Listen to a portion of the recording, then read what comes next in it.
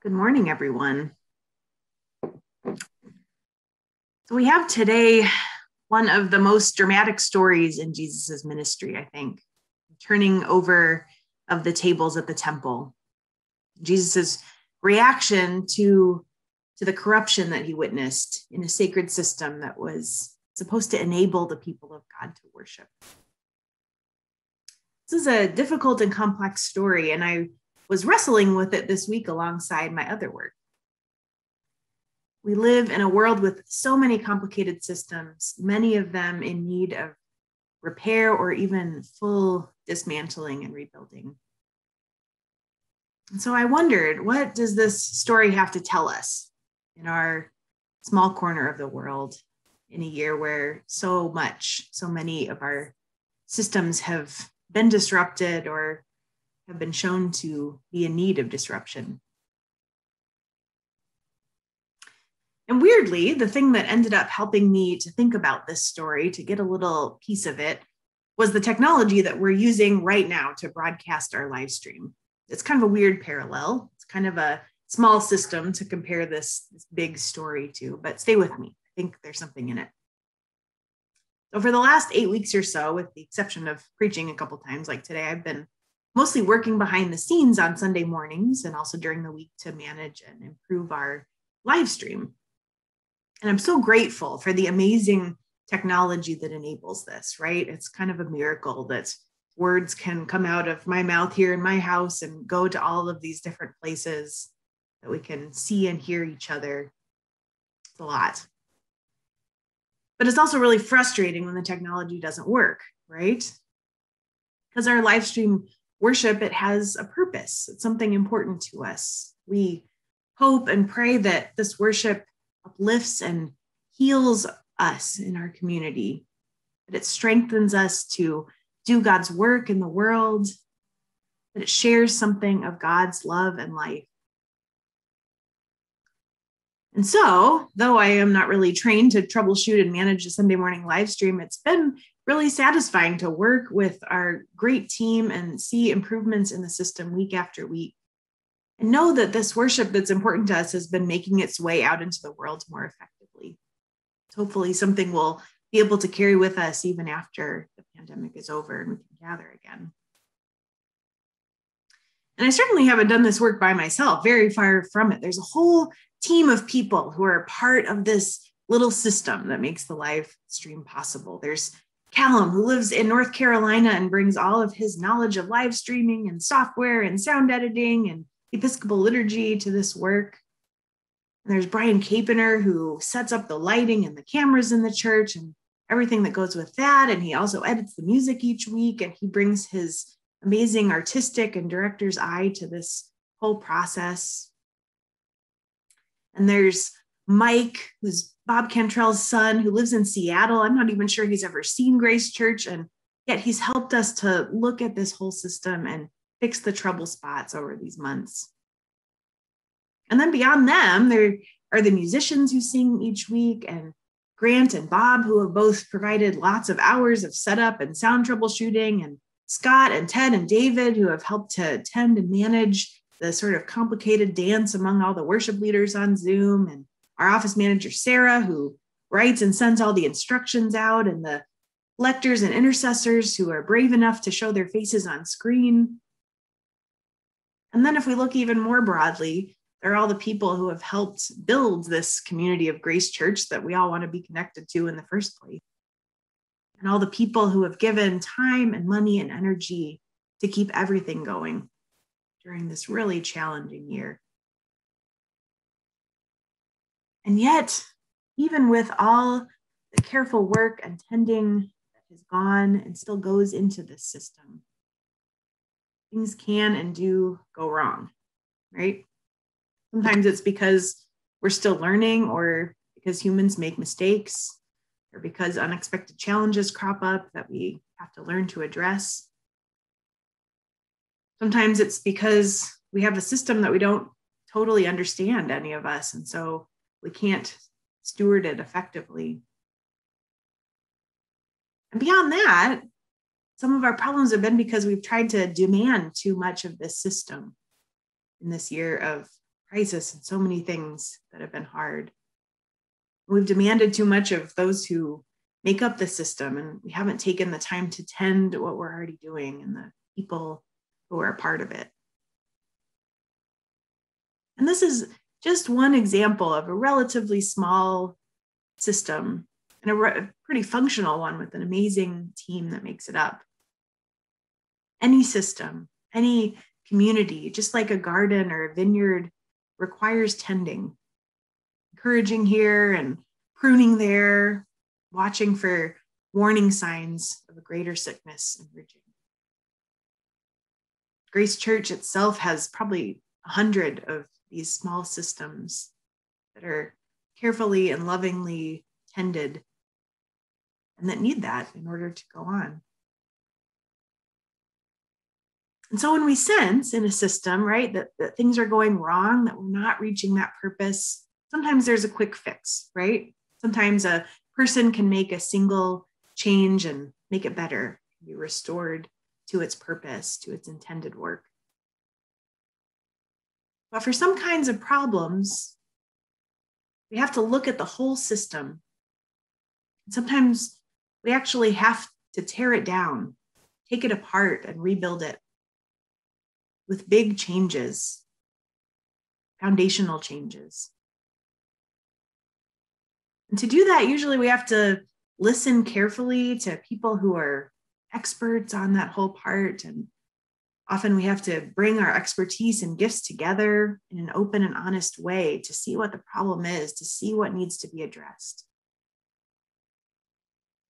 And for that kind of big systemic work, I've learned it's absolutely crucial to be in touch with our purpose, our reason for having a system at all.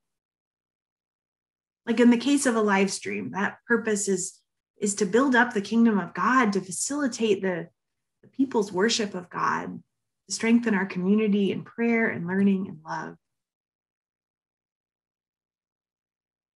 So that's what I thought about with our little system and building out from that to bigger systems. And so here's where I see the connection with our gospel today.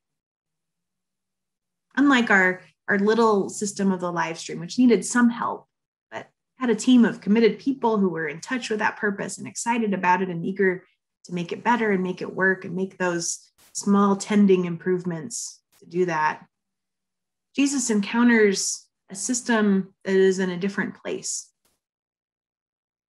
Jesus goes to the temple for this Passover celebration, and he encounters a marketplace outside the temple that has reached a point of corruption. This Passover celebration is really important. Pilgrims from all over would come to the temple to worship God, to connect to their entire religious community. And they were celebrating their liberation of the people of God from slavery. And you can imagine that any system, anything that was going on there, any marketplace that was surrounding that probably began with every good intention, right? There were probably a lot of people who really cared about making that religious observance go well. But sometimes systems and communities fall apart. They get corrupted. Abuses creep in. And so when Jesus gets there, he finds that this place just outside the temple, he finds that the religious and economic system has grown corrupt, stopped serving its original intended purpose, which was sacred, which was to enable the people to worship God, to grow close to God. It wasn't that the whole faith had gone corrupt or even the whole temple had gone corrupt, but this place, this key doorway into this religious celebration had. So Jesus is angry when he encounters this. This is an important place. It's an important part of his faith, of his people's connection to God. And he finds that this little marketplace, this little piece of the system had become primarily designed to extract money from the religious pilgrims, particularly the poor ones, the people who have come to worship on these holy days at great sacrifice to themselves. And there's lots of different theories about what exactly that looked like that upset Jesus so much. But probably it was some combination of things. The temple officials pushed people into needing to purchase animals for sacrifice there instead of bringing their own from home. And then money changers were necessary because people were coming from all over with their different currencies to purchase those animals. And then the money changers became corrupt and cheated the people out of their money. But basically, the idea was that instead of enabling these pilgrims, particularly foreigners, to worship God, this marketplace was preventing people from drawing near to God and exploiting them in the process, exploiting the purest desire of their hearts to worship. And this marketplace, which again probably started as something good, something meant to enable worship, had grown exploitative, grown into something that was hurting the community, particularly the most vulnerable among them. It was an affront to the liberation and love that Passover celebration in particular stood for. And so Jesus arrives and takes in this scene, its corruption, the way that it had wholly strayed from its purpose.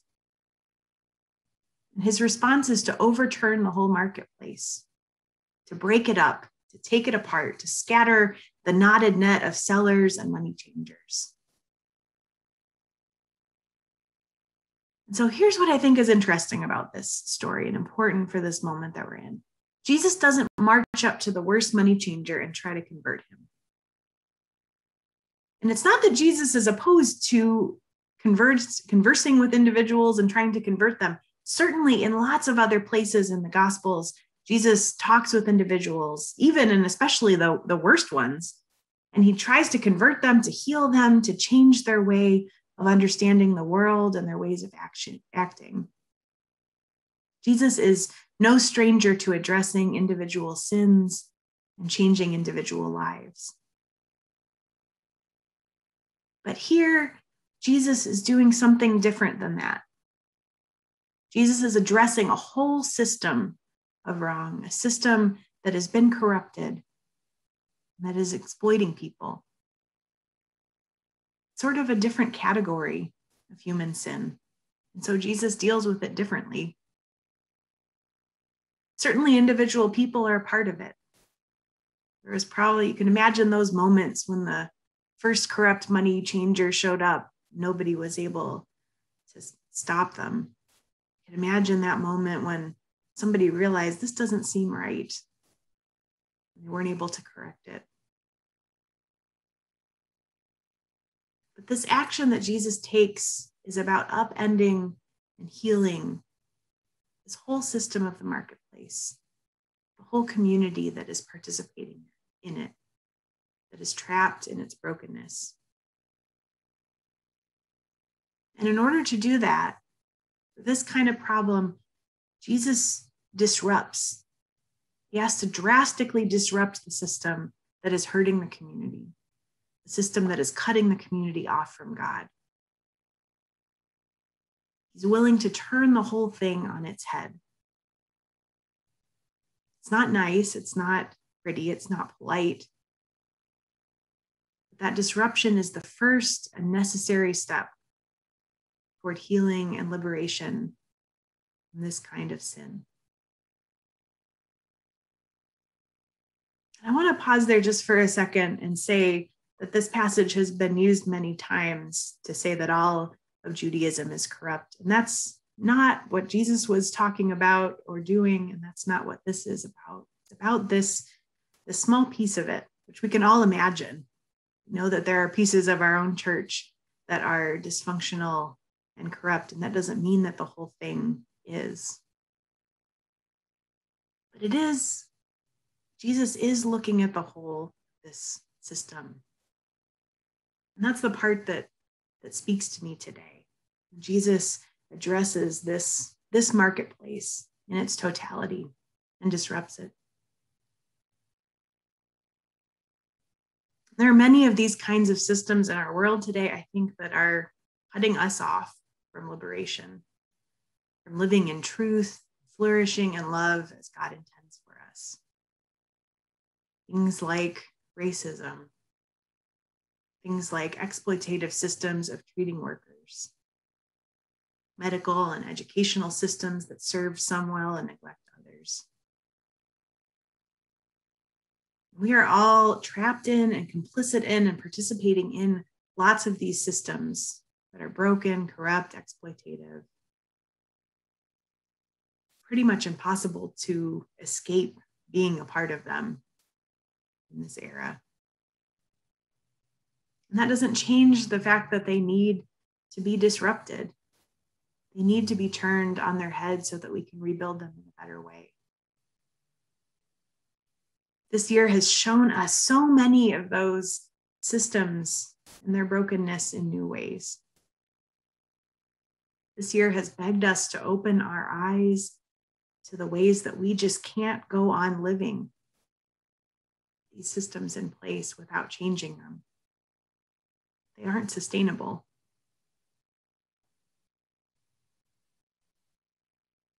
I think, to take a big example about all the forces of exploitation that are leading to climate change, the degradation of our planet and all its ecosystems. I've thought a lot and learned a lot this year about the way that Spanish and later American settlers drove the indigenous people off this land centuries ago. How that has led to the crises that we find ourselves in today. A few months ago, Grace was able to host this incredible forum with Charlie Toledo of the Schuylkill Intertribal Council.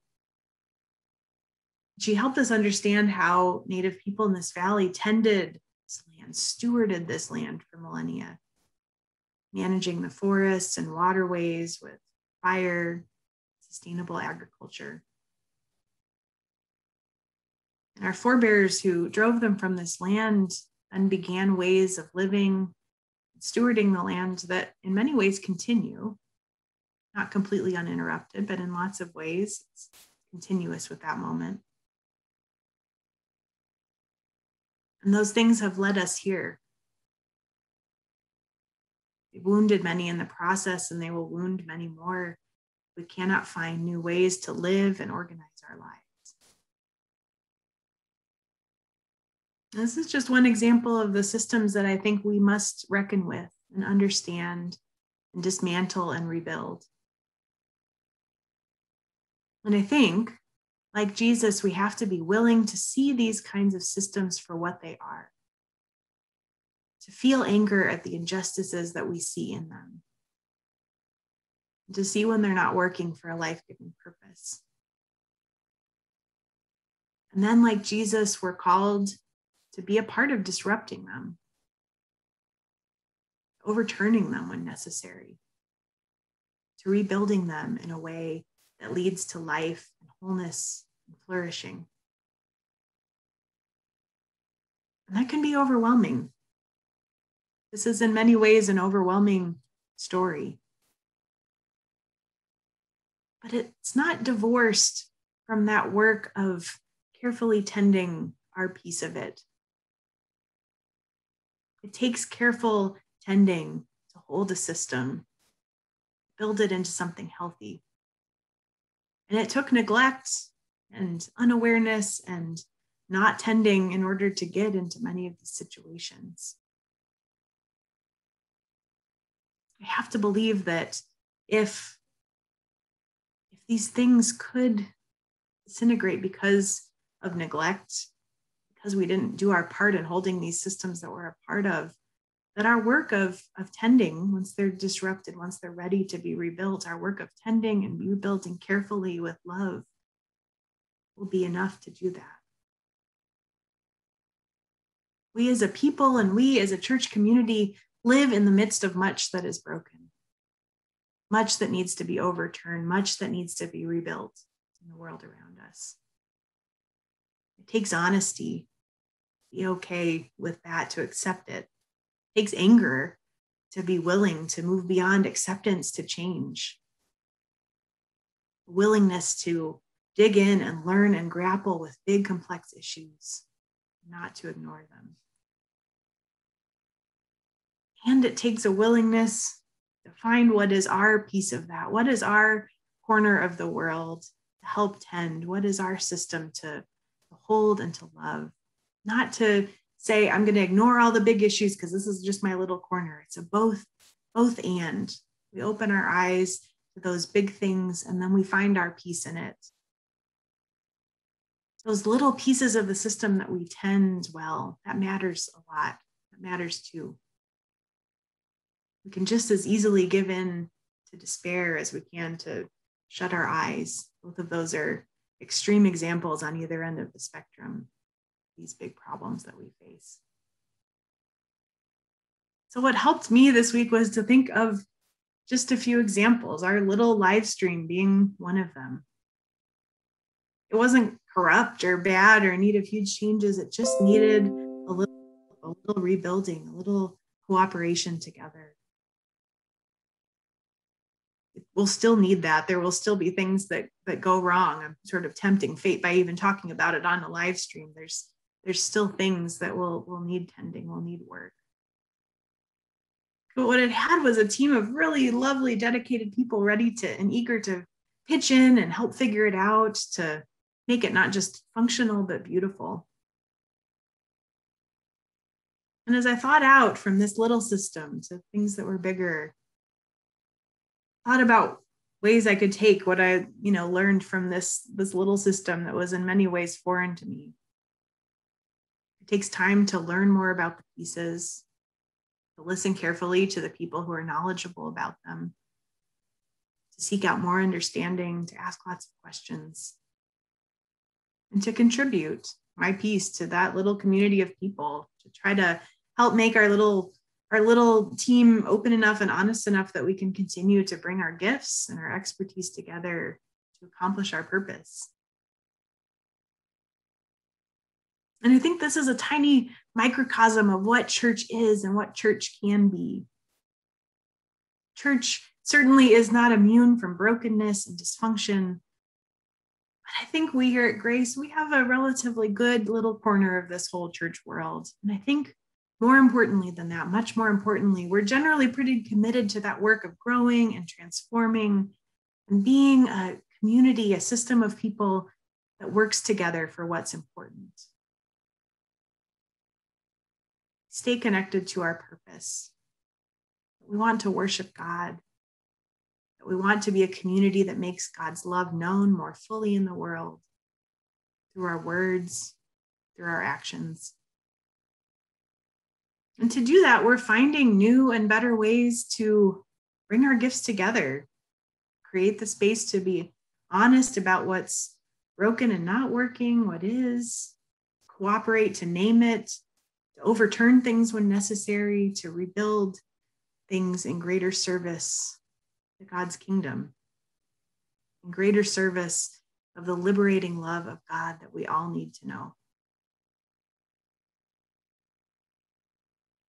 So let us think this week about our little pieces. And in particular, in this stewardship season, let us think about tending our church community. Let us sustain it as it has sustained us.